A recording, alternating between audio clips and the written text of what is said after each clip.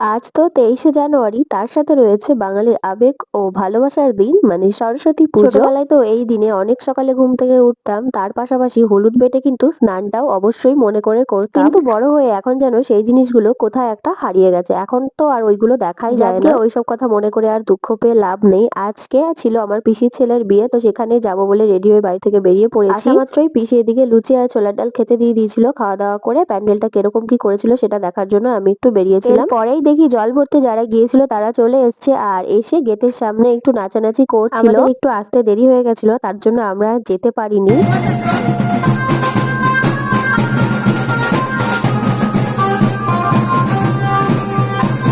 আমার ঠাম্মার এত বয়স হয়ে গেছে, তাও দেখলে কত সুন্দর নাচ করলো। আর আগেকার দিনের মানুষ তো অনেকটাই স্ট্রং থাকে, তো আমার ঠাম্মাও কিন্তু ভালোই স্ট্রং আছে এখনো। পরেই তো সন্ধে হয়ে গেছিল, আর তারপরেই আমরা রেডি হয়ে বরযাত্রী যাব বলে বেরিয়ে পড়েছি। এরপরেই তো আমরা চলে এসেছি, আর ওই যে আমাদের মিষ্টি বৌদি। আর জানো তো, বৌদিকে সবাই ছেকে ধরেছিল ফটো ভিডিও তোলার জন্য। সবার শেষে আমিও কিন্তু ফটো তুলেছিলাম, আর তারপরেই আমাদেরকে এদিকে দিয়ে দিয়েছিল কফি আর তার সাথে ভেজ পকোড়া।